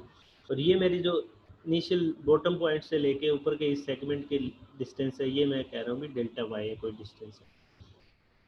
Change in the donated by free body diagram delta T, the distributed load is represented by the resultant force, जो कि रिजल्टेंट फोर्स मतलब हमने रिजल्टेंट निकाला, उसका मैग्नीट्यूड एरिया निकाला, एरिया निकाल के उसको सेंट्रोइड पे लगाया और उसकी जो डिस्टेंस है वो पॉइंट से वो कितनी बच गई है, delta x by 2 from the point O. Applying the equations of equilibrium yields summation of horizontal forces equal to 0. Component of all these two we have to find. Minus t cos theta, because in the horizontal यहाँ पे निकल के आएगा, minus negative X की side आएगा, minus T cos theta plus T plus delta T, T plus T delta T cos theta, theta यहाँ पे क्या है, theta plus delta theta equal to 0. कोई और कंपोनेंट नहीं है, इसका हॉरिजॉन्टल कंपोनेंट आएगा, वर्टिकल कंपोनेंट आएगा. हॉरिजॉन्टल के अंदर only there are 2 components will comes out, they are mentioned over here. Vertical component Fy equal to 0 taking upward side as positive, तो माइनस टी साइन अगेन ये x आपका negative आ रहा है तो y also comes out to be negative in this direction. तो minus T sine minus ये आपका UDL load लग रहा है W naught delta X plus इसका कंपोनेंट ये एक्स पॉजिटिव था, ये आपका पॉजिटिव y, तो plus delta T plus delta T sine theta plus delta theta equal to 0. अब वो पॉइंट के ऊपर मोमेंट लेते हैं, ट्राई टू एनालाइज कि मोमेंट की फॉर्म में क्या क्या निकल के आएगा. Let's see. तो दो कंपोनेंट, पहले वर्टिकल, ये तो सेम लाइन में लग रहा है हमारे पास, ठीक है. पहले इसका हॉरिजॉन्टल कंपोनेंट है उसी का आएगा, वर्टिकल कंपोनेंट का मोमेंट आएगा, वो देखते हैं क्या निकल के आता है. तो W naught delta x into delta x by 2 minus T cos theta minus इसका horizontal component, what is the perpendicular distance between O to this point, that is a delta y plus t sin theta plus t sin theta. इसके component हमने निकाले थे t sin theta और t cos theta. इसके अंदर जो vertical component आएगा उसका परपेंडिकुलर डिस्टेंस क्या है, डेल्टा x, तो डेल्टा x इक्वल टू 0. अब ये तीनों चीज़ों में जिसको समझ नहीं आया वो पूछ लो कि क्या हुआ है यहाँ पे, क्या हुआ नहीं हुआ. पहली बात ये कहा गया भी किसी भी लेंथ के अलोंग अगर आप बढ़ते हो या टुवार्ड्स अदर पॉइंट जाते हो तो टेंशन है वो चेंज हो रही है. ये तो हो रहा है, ये हमने देखा भी है, क्योंकि एक पॉइंट के ऊपर टेंशन कुछ और होगी तो किसी पॉइंट के ऊपर टेंशन कुछ और होगी. Through out the length of the cable tension is changing. उसी चीज़ को एनालाइज करते हुए वो पॉइंट के ऊपर हमने सारा स्टडी किया, उसके ऊपर summation of horizontal forces apply किया, summation of vertical forces apply किया और मोमेंट अबाउट ओ हमने कैलकुलेट किया. इशू मुझे लग रहा है कि इसके अंदर आया होगा कि ये वैल्यू कैसे आ रही है. फिर से मैं रिपीट कर देता हूँ. ओ पे मोमेंट लिया तो इस पे जो फोर्स लग रहे होंगे वो सारे के सारे क्या हो जाएंगे, मोमेंट क्रिएट नहीं करेंगे, बिकॉज परपेंडिकुलर डिस्टेंस वहाँ पे नहीं है. They are acting on the same point where we are taking the moment. अब इसके दोनों कंपोनेंट हमें मोमेंट क्रिएट करके देंगे. वन हॉरिजॉन्टल है, horizontal component T cos theta into delta y. This is the perpendicular distance when the force is acting in that direction. तो ये कैसे रोटेट कर रहा है हमारा, ये रोटेट करेगा इस डायरेक्शन में, सॉरी इस डायरेक्शन में, इसका कंपोनेंट निकल के आएगा उसकी फॉर्म के हिसाब से. तो ये आपका, अगर ये हमारा इस डायरेक्शन में है तो obviously this comes out to be in the same direction of delta, ये डेल्टा वाई है तो it is going to rotate in this direction. तो minus T cos theta delta y vertical component, sorry vertical component है तो वो ऊपर की तरफ आएगा, तो इस वजह से ये it will rotate in this direction. उसके बाद में आपका टी साइन थीटा, इसका वर्टिकल कंपोनेंट डिस्टेंस क्या हमारी डेल्टा एक्स इक्वल टू 0. तो ये सारे के सारे कंपोनेंट हमने यहाँ पर रिजोल्व कर दिए. इसके साथ आगे हम देखते हैं क्या solution. Dividing each of these equation by delta x and taking the limit delta x is equal to 0 and hence delta y equal to 0, delta theta is 0 and delta t is also. तो ये सारे के सारे क्या आ जाएंगे, divide by delta x, dt cos theta by dx is equal to 0. Question number 5.1 dt sin theta dx equal to d naught, मतलब w आपका t sin theta by d x distance. तो ये आपका फोर्स था by movement था, sorry movement divide by the distance. D m by d x is nothing but the intensity of the load. D y by d x nothing but that is your slope. Slope it comes out to be tan theta. Integrating 5.1 where t is equal to F H at x equal to 0 where t cos theta is F H. जो हमने अभी पीछे सारी चीज़ें निकाली थी ना, उसी तरीके से इसको भी सोल्व किया हुआ है. Nothing has been change here. जो कि सारी हमने पीछे जो केस में स्टडी करके आए थे, यूडे की वैल्यू वही आएंगी यहाँ पे भी same. Which indicate the horizontal component of force any point along the cable remain constant. Integrating the 5.2 this one, that t sin theta equal to 0 at x equal to 0 gives t sin theta equal to w naught x. Vertical component which is सारा, अगर थोड़ा सा ध्यान दे रहे होगे आप लोग, T cos theta वहाँ पे जो हमारा कोस कंपोनेंट था, ओरिजेंटल कंपोनेंट था, वो किसकी फॉर्म में आ रहा था, जो वो छोटे वाले ट्रायंगल कंसीडर कर रहे थे पी क्यू आर. तो उस केस में हमारे पास हमने क्या किया था, W x by sorry your vertical was in the last case, vertical के डिवाइड बाय हमने वर्टिकल लोड किया था, ओरिजेंटल के डिवाइड बाय ओरिजेंटल किया था, टेंजेंट के डिवाइड बाय टेंशन किया था. तो जो हमारी वैल्यू आएगी T sine theta which is W naught x. Divide equation 5.5 by equation 5.4, eliminate t, then using equation we can obtain the slope of point. मतलब एंगल कहीं भी निकालेंगे तो tan theta dy by dx is equal to w naught x by fs. मतलब horizontal जो vertical component by horizontal component. तो ये हम वहाँ पे स्लोप निकाल सकते हैं, मतलब आपका tan थीटा की फॉर्म में निकाल सकते हैं. तो ये हम इस तरीके से सोल्व करें. y ऑलरेडी मैंने उस केस में भी मैंने बताया था W x square by 2fh हमें निकलेगा. इसके साथ ये वैल्यूज है, h की वैल्यू आपके पास y की हमारी parabolic equation h by L square x square. T max है, ये निकलेगा टी मैक्स, इसको कॉमन आउट लेके वी कैन एक्सप्रेस. तो सारी चीज़ें जो हमने अभी देख के आ रहे हैं, the way we solve in the previous case also we can solve here also. तो इसमें कोई चेंज नहीं पड़ रहा है, उसी तरीके से इसको तो सोल्व कर सकते हैं जैसा हमने पीछे प्रीवियस प्रॉब्लम्स को. तो कोई भी मेथड या ये यूज़ कीजिए या प्रीवियस वन कीजिए, उसमें कोई फ़र्क नहीं पड़ेगा. ठीक है. तो वो एक प्रॉब्लम है यहाँ पे बच्चे. अभी एक चीज़ मैं बता देता हूँ, अगर कहीं भी इशू आता है तो यू कैन आस्क. करो आप लोगों का मान, वैसे तो आप इंटेलिजेंट हो सब लोग, आई होप सो, क्योंकि अभी तक आपने किसी ने या तो पढ़ा नहीं या पढ़ा है तो कोई पूछता नहीं है. ठीक है. तो इस तरीके से करोगे तो कोई प्रॉब्लम आएगी नहीं. समझ आ रहा है, दैट्स वेरी वेरी गुड. जो इस बच्चे को आ रहा है तो, या कई और सोर्स भी देख के कर रहे हो तो उसमें भी कोई दिक्कत नहीं है, बहुत अच्छी बात है. You have to do that, और प्रैक्टिस करोगे तो you will be perfect in that. तो प्रॉब्लम दिया हुआ है और दोनों अलग अलग लेवल पे है. ठीक है. अभी जब तो जो पीछा केस देखा था जिसपे हमने सेम लेवल पे पढ़ के आ रहे हैं, जो पहले उसकी प्रॉब्लम भी सोल्व की थी, यहाँ पे दोनों अलग अलग लेवल पे. स्पैन दिया हुआ है 100 फीट, हाइट है वो ए पॉइंट की डिप से बी से दैट इज़ 40 फीट, और सी पॉइंट और बी पॉइंट की डिप है वो 20 फीट है. तो y का जो रिलेशन हमने जस्ट अभी देखा है उसी को यूज़ करते हुए सबसे पहले y की इक्वेशन निकालेंगे. 425 by F H x square आ जाएगा आपके पास. तो x आप कहीं से भी सेक्शन कंसीडर करिए सेंटर पॉइंट से लेके, तो ये बचा हुआ कितना है 100 है, तो ये आपके पास क्या आ जाएगा 100 फीट माइनस x। तो ये सेंटर पॉइंट पे नहीं होगा, इसीलिए अदरवाइज क्या होता 50-50 कर सकते थे। तो it's not that centre point, any section we can consider that is having a distance x from the C point, और ये हमारा रिमेनिंग अगर ये x है तो obviously that will be 100 minus x। Assuming point C is located x distance from B, तो B हमारे पास y की डिस्टेंस क्या है 20 है, तो by putting so fx की वैल्यू क्या आ जाएगी 21.25x dash square. Also from the point A ये 40 है, तो इससे इक्वेशन के सॉल्व करते हुए तो x डैश आपके पास वैल्यू आ गई, पैराबोलिक आपकी इक्वेशन बन जाएगी, तो क्वाड्रेटिक इक्वेशन बनेगी, उसको आप कैलकुलेटर में डायरेक्टली सोल्व कर सकते हो by putting the value of x।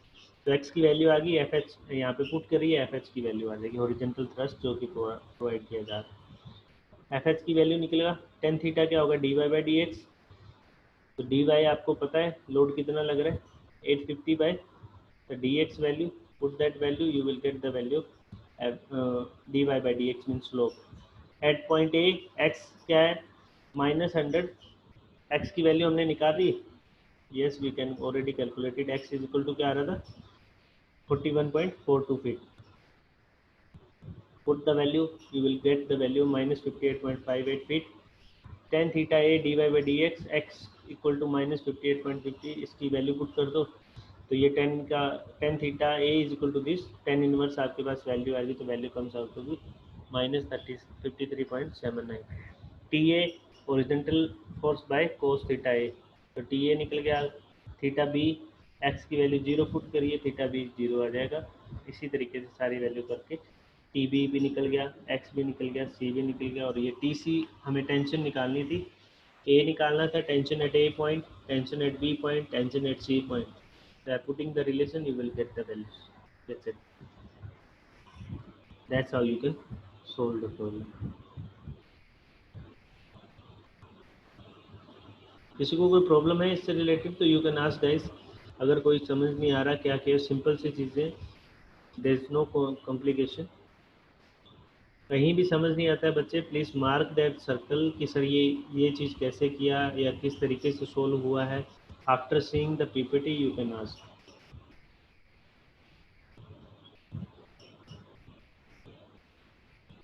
Archies को फिर होल्ड रखते हैं, नेक्स्ट में फिर आर्च ही करेंगे हम, टेबल्स ऑलमोस्ट हम कवर कर चुके हैं, तो जो आर्चेस के रिलेटेड होगा तो that we will see in the next class. And उसके बाद में हमारे पास इन्फ्लुएंस लाइन, आर्चेस के काफ़ी केसेस हैं, यूडीएल लोड है, पॉइंट लोड है, हाफ ऑफ द यूडीएल है, तो कुछ केसेस है that we will see in the next class. तो most probably we will cover arches in the next section. Any doubt related to this you can ask us. अच्छा, assignment आपके मैंने upload कर दिए हैं, और पेपर मोस्ट प्रोबब्ली एमएससी में अभी चेक कर रहा हूँ, तो जैसे जैसे चेक होंगे I will put the marks into your Google classroom, you can check from there.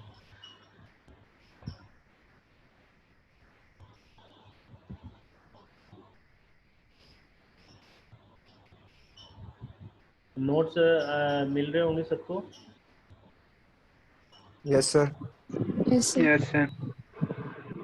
बच्चे जो चीज़ समझ नहीं आ रही, मैं बार बार रिक्वेस्ट कर रहा हूँ मेरी तरफ से, अगर किसी भी सब्जेक्ट की even note particularly for this, ये तो मेरा है ही है, इसमें तो मैं बताना मेरा रोल ही है। अदरवाइज अगर कोई और भी सब्जेक्ट हो, if you want to ask कि सर ये टॉपिक यहाँ से देखा था मैंने को ये समझ नहीं आया, related to any topic, you can ask, most welcome. Okay.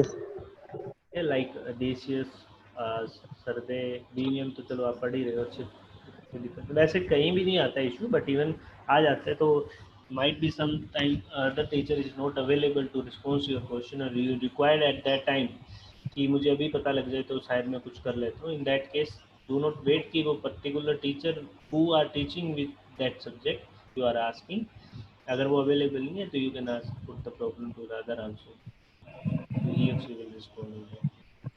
ठीक है? Yes sir.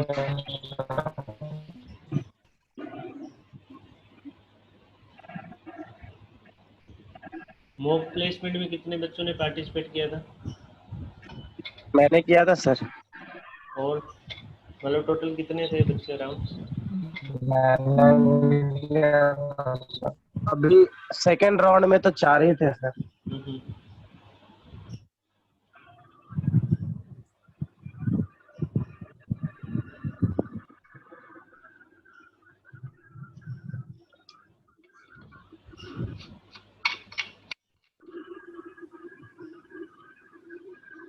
कोशिश, और एक चीज़ और, कोशिश कीजिए कुछ मिनी प्रोजेक्ट्स अगर आप घर पे रह के, कुछ हाउस होल्ड थिंग्स जो कि not useful for some other one, तो आप कुछ मिनी प्रोजेक्ट्स बना सकते हो, तो यू कैन शेयर दोज, उनका वीडियो बनाइए, यूट्यूब पे हम डाल सकते हैं, ठीक है। तो कुछ करिकुलम उस तरीके से अगर आप घर पे हो तो अपने टाइम को यूटिलाइज कीजिए in that way to understand the concepts also, जैसे कि केबल की फॉर्म में था, या कुछ अलग आप चाहते हो भी ये चीज़ मैं बना सकता हूँ, in that case I you try to explain things, तो वो आप कर सकते हो। तो ऐसा अगर कोई हाउस होल्ड थिंग्स है, बाहर जाने की ज़रूरत नहीं है, मैं फिर से बोल रहा हूँ, बाहर जाके कुछ परचेज करना या ये कि मैं जाऊँ सर ने बोल दिया ये तो लेके आना ही चाहिए, बनाना ही है। हाँ, कुछ चीज़ें लेने जा रहे हो, इन दैट केस आपके फादर या मदर कोई भी बड़े भाई होंगे जो लेके जा आ रहे हैं, तो उन चीज़ों को आप मतलब मंगवा सकते हो इन दैट केस। तो कुछ उस तरीके का अपने टाइम को यूटिलाइज कीजिए, कुछ बनाइए। कुछ यूट्यूब का मैं आपको, सॉरी वो भूल गया था, मैं कैड के लिए आपका लिंक शेयर कर देता हूँ ग्रुप में। तो जिन बच्चों को कैड सीखे, एक्चुअली बेसिक से एंड तक डिटेलिंग उस वीडियो लेक्चर्स के अंदर आपको मिल जाएगी, तो you will B expert in that particular, yes yes. ठीक है। तो वो मैं शेयर कर दूंगा, अगर मैं भूल जाता हूँ तो any of them, any of student can message me कि सर आप वो मैं बात कर रहे थे कि लिंक शेयर कर देंगे, तो आई विल शेयर कर। सर ऑटोकैड का ऑटोकैड का यूट्यूब का लिंक है, उसके अराउंड 80-90 लेक्चर्स हैं, बेसिक से लेके एक्सट्रीम लेवल तक का है, उसमें सब कुछ होगा। पहले इनिशियली बिल्कुल बेस से स्टार्ट होगा and then they will reach to maximum level. Okay तो सर। मतलब इस कहने का है कि इस टाइम को ख़राब मत कीजिए, अच्छे से जो ये टाइम मिला हुआ है, लेक्चर हुआ अभी, I think after that you have only 1 lecture of English और एप्टीट्यूड माइट बी, ठीक है। उसके बाद में आज का दिन 2 है, अदरवाइज आपके पास टाइम ही टाइम है। तो try to enhance your skills related to the software, related to the technical aspects of civil. तो वो धीरे धीरे थर्ड सेमेस्टर के जैसे सब्जेक्ट हो चुके हैं, तो उनको अपनी कमांड करने की कोशिश करो। तो जैसे ही डिग्री होती है तो आपके पास अपॉर्चुनिटी आती है, तो आप उस टाइम ये मत सोचो भी यार काश मैं पढ़ लेता या तैयारी कर लेता हूँ, अभी कर लेता हूँ, तो उस टाइम नहीं होता है। Be prepare every time, whenever the opportunity will come in front of you, just strike on that and get the opportunity। फर्क यही होता है, जॉब इंस्टेंट लगना और टाइम लेके लगने में फ़र्क इतना ही होता है। जो बच्चे अपनी प्रिपरेशन कंटिन्यूसली रखते हैं उनको ऐसा प्रॉब्लम नहीं आता है। अपने गोल को सेट करते हुए उसी उसी लिए, जैसे कुछ बच्चे आपकी क्लास में काफ़ी अच्छे बच्चे भी हैं, कैलिबर्स हैं जिनमें, और इवन ऑलमोस्ट सारे ठीक है बच्चे, कोई दिक्कत नहीं। अगर आपकी नीयत ख़राब है, इन दैट केस आप कह सकते हो भी मैं नहीं पढ़ पा रहा हूँ या मुझे समझ नहीं आ रहा। अदरवाइज ऐसा कोई स्टूडेंट नहीं होता कि जिसका समझ नहीं आएगा। Everybody have their own brain, किसको किसी के अंदर किसी चीज़ की स्किल ज़्यादा है, तो जिसको अपनी स्किल्स में कमांड है, like some students, for example आपके सीनियर से मैं बताऊं तो कुछ एक बच्चा था हमारे, डिग्री उसकी माइट भी बड़े डिफ़िकल्ट वे में निकली, but he has a command on the software, but he is doing the work in Dubai also now. वो दुबई में अच्छा काम कर रहा है, ही सेटल्ड।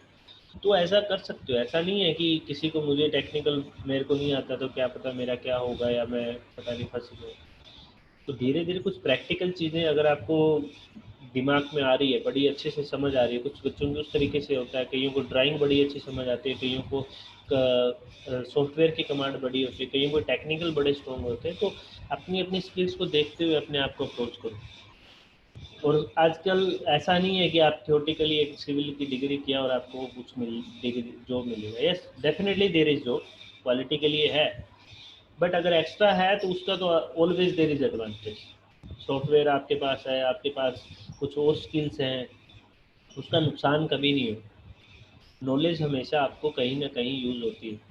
कईयों का मानना होता है, जो ज़्यादातर थिंकिंग है हमारे सोसाइटी के अंदर, कि पढ़ लिया नौकरी नहीं लगी तो क्या पता उसका पैसा बर्बाद हो गया, फलां हो गया ये, तो इसका मतलब ये नहीं होता। जो मेंटल एबिलिटी है, अक्ल जिसको हम बोलते हैं लैंग्वेज हिंदी के अंदर, तो वो बादाम खाने से नहीं आती है, एक्चुअली नहीं आती है। वो आपको जगह जगह पे जाने से, जगह जगह के लोगों से मिलने से, जगह जगह पे चीज़ों को एक्सपीरियंस करने से सीखता है बंदा। ठीक है, तो फिजिकली मेंटली बादाम खाने से दिमाग ठीक हो जाएगा, कहीं सही लगेगा, बट ऐसा नहीं है कि उससे सब कुछ ही हो जाएगा, बादाम खा लिए तो मैं एक्सपर्ट हो जाऊंगा, ऐसा नहीं होता। बादाम भी खाइए, बट उसके साथ आपको काम भी करना पड़ेगा या आपको सीखना पड़ेगा, उसके बाद आपका बादाम और ये दोनों का मिक्सर होकर अच्छे से बन जाएगा। ठीक, तो ऐसा करना है। तो आई होप कि आप लोग जब भी नेक्स्ट सेमेस्टर में आओगे तो मुझे एटलीस्ट एक सॉफ्टवेयर का सर्टिफिकेट तो हैंड ओवर करोगे, उम्मीद कर सकता हूँ मैं। Yes sir. तो काफ़ी यूडमी वगैरह से आप देख सकते हो, यूडमी है या ऑनलाइन प्लेटफॉर्म्स है, जैसे नेप्टल पे है, ऑनलाइन कोर्स कर लीजिए, तो उसके बच्चे बेनिफिट अल्टीमेटली आपको बहुत ज़्यादा होने वाले हैं। ये टाइम दोबारा नहीं आएगा। और इस चीज़ को, हाँ, नेगेटिव इसके अराउंड बहुत है। अगर आप सोचने लगो कि यार इसमें ये मेरे क्लास में नहीं हो रही, फिजिकल मोड में भी नहीं है, घर पे बैठा हूँ, क्या करूँ क्या नहीं, ये बड़ी चीज़ें अराउंड आपके इतनी घूम रही होती है, बट इसको एज ए अपॉर्चुनिटी भी आप गेन कर सकते हो। You are spending your time with family. साथ ही साथ इस टाइम को इतना अच्छे से ऑर्गेनाइज वे में अगर करो ना, तो you will be a master in that piece basically. Online search करो, यूट्यूब पे देखो कि क्या ऑनलाइन सॉफ्टवेयर अवेलेबल हैं जो मैं कर सकता हूँ। यूडमी पे हो गया, ऑटोकैड हो गया, सैड प्रो हो गया, जो जो आपके एरियाज़ में एक्चुअली स्पेसिफिकली, मान लो अगर आपकी कमांड हो जाती है तो लोग आजकल इंस्टीट्यूट खोल के भी बैठे हैं, इतना पैसा कमा रहे हैं लोग। आपको पता है ये चीज़ें मैं बता रहा हूँ, ये कोई बच्चे तो हो नहीं, आप लोग सबको पता है ये चीज़ें। ठीक है, तो एटलीस्ट ट्राई कि नेक्स्ट सेमेस्टर में जब भी हम मिलते हैं, आई होप कि हम जल्दी मिलेंगे, कोरोना का केस ये ख़त्म हो। वैसे तो सब परेशान है इससे, बट फिर भी अपने आप को सेफ रखते हुए हम मिलते हैं।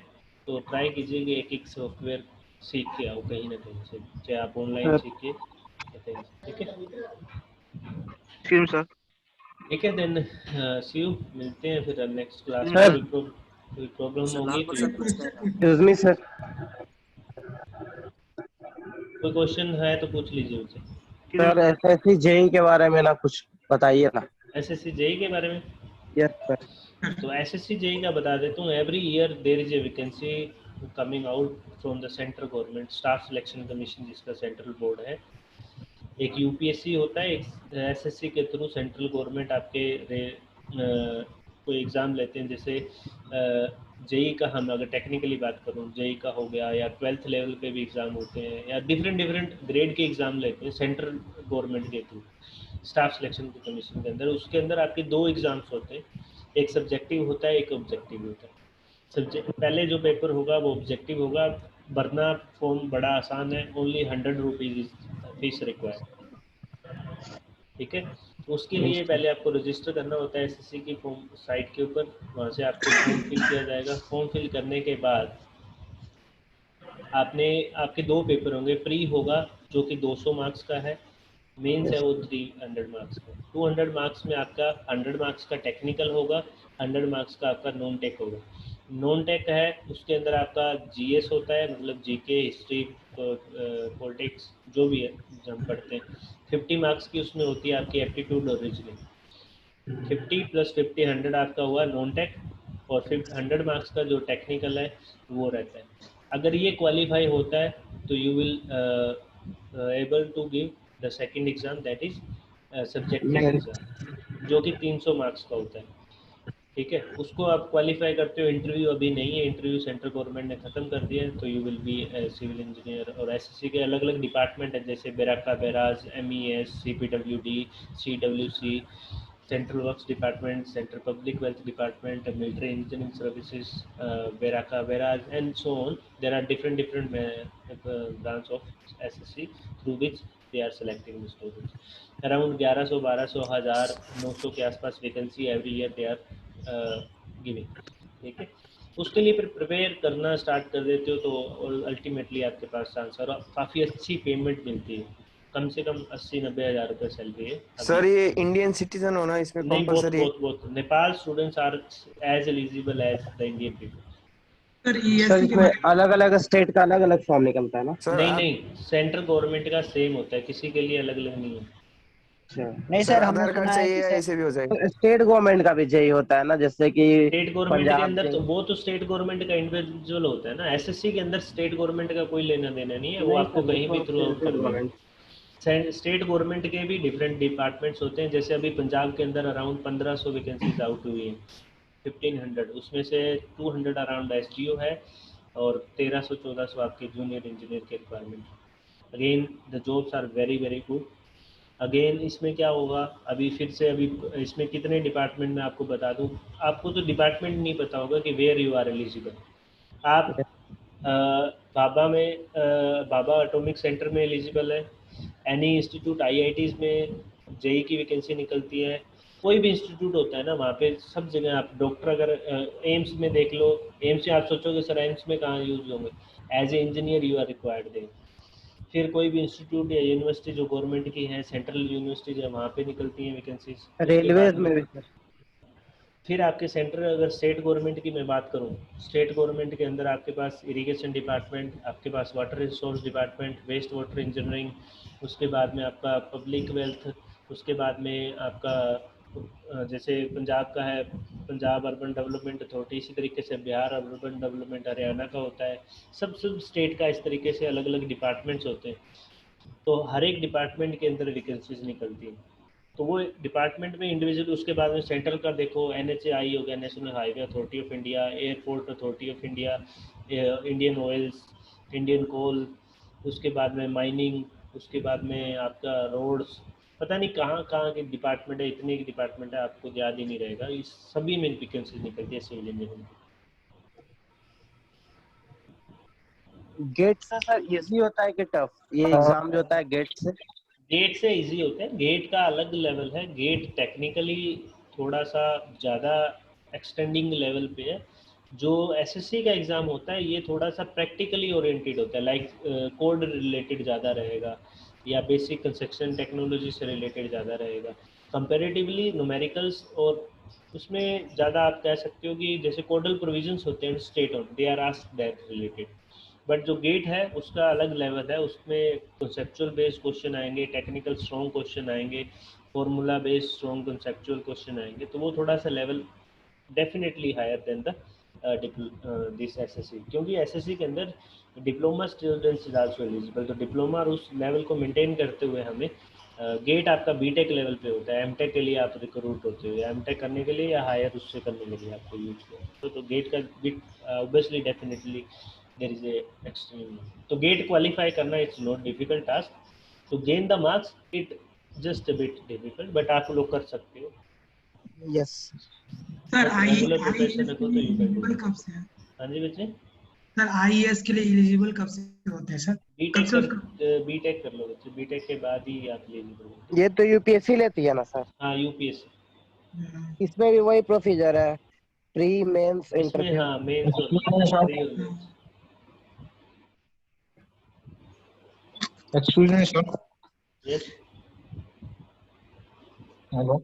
हेलो, हाँ हाँ बोलो। सर बोला कि स्टेट गवर्नमेंट का जो एग्जाम होता है उसमें क्या चीज? उसमें सर एसएससी की तरफ प्री और मेंस होता है, या सर स्टेट गवर्नमेंट की जो एग्जाम होती है तो सर उसमें भी एसएससी की तरफ प्री और मेंस होता है या एक ही एग्जाम होता है सर? इसका समझ नहीं आया मुझे। कह रहा है सर कि जैसे सर एसएससी ये में पूछ रहा है प्री स्टेट मेंस गवर्नमेंट की होता एग्जाम है, होती है, एक बोलो, एक बोलो, एक। स्टेट गवर्नमेंट में भी प्री मेंस होता है कि केवल नहीं एक नहीं ही नहीं नहीं, ये एग्जाम डिपेंड होता करता है, डिपेंड करता है कि कौन सी गवर्नमेंट का है, अलग अलग स्टेट गवर्नमेंट के अपने अपने रूल्स और रेगुलेशन है। अगर फॉर एग्जांपल मैं अगर हरियाणा या पंजाब की बात करूं, they conduct a single paper, ठीक है, उसमें अगर क्वालिफाई करते हो तो directly, but most of the state governments consider only one paper, subjective नहीं लेते हैं, mostly single objective type paper होता है, वो दो नहीं लेते। एसएससी का जो परमानेंट सेटअप है, since they started the section SSC, वो तभी से चला आ रहा है और उसी तरीके से रिक्रूट कर रहे हैं, पर अभी थोड़ा है। चेंज कर दिया है। पहले एक ही दिन में दोनों पेपर होते थे, एसएससी पहला प्री होता था मॉर्निंग में, इवनिंग में आपका मेंस होता था, मतलब आप प्री क्वालिफाई हो ना हो वो उसी दिन ले लेते थे, बट अभी क्या है, पहले प्री क्वालिफाई होगा then they will conduct the second, ठीक है। बट जो स्टेट गवर्नमेंट के एग्जाम है कुछ जगह पे, जैसे बिहार के मैंने अभी लाइक टेस्ट फिल किया था, but I do not know कि क्या हुआ उसका, अभी उसमें डायरेक्ट रिक्रूटमेंट हुआ विदाउट एनी एग्जाम, तो मेरिट बेस पे भी उन्होंने डायरेक्टली सिलेक्ट कर लेते हैं। तो ऐसा भी है कुछ स्टेट में अभी भी चल रहा है। बिना एग्जाम के कैसे सर? हाँ बिना एग्जाम का कैसे सर सिलेक्शन? हाँ, एसएससी किस के अभी बेसिस पे? बिहार के अंदर आई थिंक 1100-1200 वैकेंसीज निकली थी। 1100-1200 क्या 5000 कुछ थी, काफी ज्यादा वैकेंसीज थी। Sir, yes sir, can I leave? Yes yes, you can leave. जो बच्चे जिन्होंने कुछ क्वेश्चनिंग है they can stay, otherwise other can leave. तो सर इसमें मतलब आपने फिल किया फॉर्म, तो जैसे कि आपने कहा कि इसका एग्जाम नहीं हुआ था, मेरिट क्या थे सर आपका वो एमटेक का? नहीं, वो अब उन स्टेट गवर्नमेंट ने क्या रहा क्या नहीं, मैंने डू नॉट चेक डाउट कि क्या हुआ उसमें, वो किस बेस पे लिया उन्होंने, क्या सिलेक्शन क्राइटेरिया रखा, आई डोंट नो। मैंने बस फिल कर दिया था बाय द से टू सी दैट कि वैकेंसी आई हुई है। एक पेपर हुआ था but I won't given that paper. Sir percentage basis पे हो जाती है कभी हाँ परसेंटेज बेसिस पे भी हो जाती है, पर पोस्ट ऑफिस हाँ, का वही फॉर्म कह आया रहा था हूँ ना, उसमें डिपेंड कर रहा है 10th कि बेसिस अपना पे आ अपना गया। कोई डिपार्टमेंट का भी इंडिविजुअल होता है। इसमें स्टेट गवर्नमेंट के साथ इंडिविजुअल डिपार्टमेंट का भी क्या कंसिडरेशन है उसको भी देखा जाता है कि वो अपना डिपार्टमेंट पर्सनली वो किस तरीके से कंडक्ट करना चाहता है, डिपेंड अपॉन देम आल्सो। तो वही डिसाइड करते हैं कितना फीस रखना है, इसका पेपर लेना है नहीं लेना है, कितने कॉल, कितने को शॉर्ट लिस्ट करना है, किस तरीके से करना है, वो उनका पर्सनली होता है सब कुछ। सर इसमें कुछ सर एक क्राइटेरिया भी क्वेश्चन होता है क्या कि बीटेक में इतने आना चाहिए तभी नहीं, ये फॉर्म के लिए? जनरली ऐसा नहीं होता है। जनरली कहीं भी ऐसा नहीं फिक्स किया जाएगा कि 60% है, ये मोस्ट प्रोबेबली ये कंडीशन नहीं है। जहाँ पेपर होगा ये कंडीशन नहीं होती वहाँ पे, बट जहाँ पे डायरेक्ट रिक्रूटमेंट होती है तब आपका इसमें नुकसान हो जाता है, क्योंकि बाकी बच्चों के अगर आपके 90 प्लस भी आए हुए हैं या 80 भी आए हुए हैं तो उनका फिर सिलेक्शन ऑब्वियसली हाइयर मेरिट के बेस पे हो जाता है। बट जहाँ पेपर होता है वहाँ डायरेक्ट आपको सीधा रिक्रूट, बस पेपर ही लिया जाता है, उस पे बेस पे सिलेक्शन लिया जाएगा। आपके कितने भी मार्क्स है उस पे कोई मतलब नहीं। Excuse me sir. हाँ जी सर एक जेई का जो ये फर्स्ट एग्जाम होता है वो तो 100 मार्क्स का होता है, ऑप्शनल होता है उसमें सारे क्वेश्चन सर। बट सर जो सेकंड एग्जाम होती है वो 200 मार्क्स की, उसमें रिटन होती है या फिर ऑप्शनल ही होती है नहीं उसमें नहीं, भी? पहला 200 का होता है, दूसरा 300 का होता है। पहला 200 ऑब्जेक्टिव होता है। सर वो सेकंड वाली जो एग्जाम होती है वो रिटन होती है या फिर ऐसी हाँ, बस ऑप्शनल होती है? सेकंड रिटन होता है, आपको लिख के सीट सबमिट करना होता है। प्री होता है, ऑब्जेक्टिव टाइप होता है, 4 ऑप्शंस रहेंगे पर क्वेश्चन के, 0.5 आपका 1/4 आपका नेगेटिव मार्किंग होती है।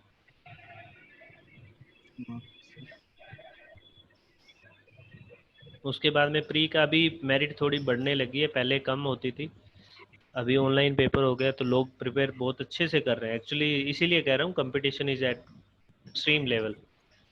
पहले की अगर बात की जाए तो मैं जैसे कि मैंने डिप्लोमा सिंस 2011 में पेपर दिए जा रहा हूँ, मैं obviously I won't prepare well, उसकी वजह से जो इशू होता है तैयारी नहीं कर पा रहे हैं, but I given many papers. अभी जैसे हरियाणा का लेटेस्ट पिछले ईयर मैंने क्रैक किया था, निकला था मेरा पेपर, ऐसे ही राजस्थान का निकला था एक, बट वही एक लिस्ट ऑफ मेरिट में नहीं रीच कर पाते हो, फिर उसमें क्रैक करने का भी कोई बेनिफिट नहीं बनता। फिर आप 1 या 2 मार्क्स से अगर रह जाते हो तो वो ज़्यादा हार्डनिंग होता है। तो अगर करना है तो उसको अपने माइंड या अपने ऑब्जेक्ट एम को डिसाइड कर लो कि yes I have to do that.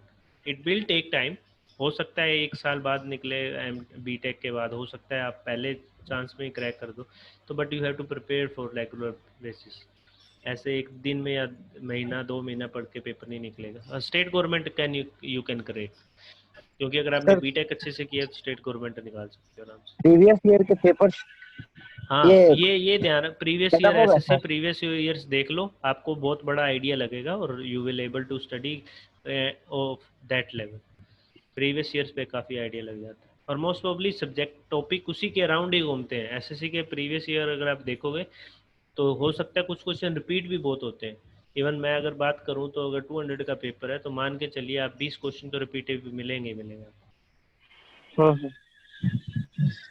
Repetitive का मतलब ये नहीं होता कि पूरा का स्टेटमेंट ही रिपीट हो जाना, उसका मतलब है कि मतलब उसके जैसा रिलेटिव मिल जाने का मतलब भी रिपीटिव होता है। ठीक है, तो उसके हिसाब से अपने आप को एसएससी की करनी है तो बेसिक रेलवे के अंदर बड़ी वैकेंसी निकलती है, रेलवे मेट्रो ये तो भूल गए थे। मेट्रो के अंदर है, रेलवे के अंदर है, ये वैकेंसीज आउट होती रहती है। बाकी कोई पर्सन इस तरीके की क्वेरी होती है तो you can ask me any time, I am always ready. अगर कुछ हेल्प चाहिए, कौन सी बुक कहाँ से पढ़ना है, ये भी मैं आपको बता दूँ। Even I am preparing for SSC and SDO Punjab itself, तो मैं तैयारी कर रहा हूँ। मैम ने बताया था सर एक बार कि इसमें बिल्डिंग मटेरियल, बिल्डिंग कंस्ट्रक्शन और इन्वायरमेंटल इंजीनियरिंग के बड़े क्वेश्चंस पूछे जाते हैं। वो अगेन डिपेंड करेगा बच्चे, फिर से उसमें मैं Yes, ऐसा yes. फिक्स, बट ज़्यादातर बिल्डिंग मटेरियल और कंस्ट्रक्शन टेक्नोलॉजी मिलता है, कंक्रीट टेक्नोलॉजी। और ये क्योंकि जनरली जो पेपर बनाए जाते हैं, जो पुराने अभी जो लोग बैठे हैं, पुराने जो हो गए, मतलब जो काफ़ी 30-40 साल से एसडीओ या एक्सीएन बन चुके हैं, उन्हीं लोगों से प्रिपेयर किया जाता है। तो ऑब्वियसली वो अभी इंस्टीट्यूट जैसे पहले होते थे ना, जैसे यहाँ पे अगर पंजाब का एग्जांपल दूँ तो थापर से करवाते थे, तो कोई भी टीचर होता है वो अपने एक्सपर्टीज, जो अपना टॉपिक पर्सनल होगा ना, मेरे से कोई पूछा जाएगा ना, तो I will definitely put the question of strength of material and structure itself. ठीक है, तो वो Yes, sir. क्वालिटी और जो टीचर की अपनी इंटरेस्ट पे भी डिपेंड करता है, जिससे आप पेपर सेट आउट करवा रहे हैं, वो अलग चीज़ें हैं।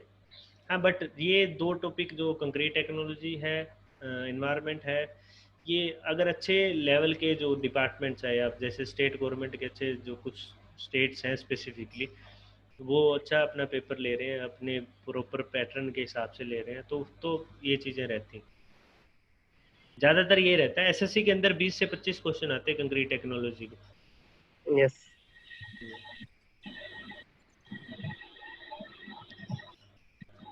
पर उसमें थोड़ा सा डीपली आपको घुसना पड़ता है। कंक्रीट टेक्नोलॉजी छोटा चीज़ नहीं है, बहुत बड़ी डिटेलिंग पढ़ना पड़ेगा उसको भी। अभी तक इसीलिए तो कह हमने रहा हूँ, केवल जब भी कोई चीज़ें स्टार्ट करते हो डिस्कस किया करो, तो उसमें ज़्यादा चीज़ें बाहर निकल के आती हैं बार बार। नहीं तो सर अभी बिल्डिंग मटेरियल्स पढ़ रहे हैं पीछे, थर्ड सेमेस्टर वाला, उसके लिए धीरे धीरे ही कर रहे हैं सर। जब लगेगा कि कुछ कंप्लीट हुआ तब वो गाइड लेकर के सॉल्व करने का कोशिश कहीं पर भी सर बुक अवेलेबल हो जाती होगी ना? ओके, हाँ, इसकी बुक तो सर हर जगह मिल जाती होगी। हाँ, एसएससी की बुक्स बहुत है, मिल जाएगा, सब कुछ मिल जाएगा। Okay, thank you. चलिए then, take care. Thank you sir. Thank you, sir. Sir Yes, sir.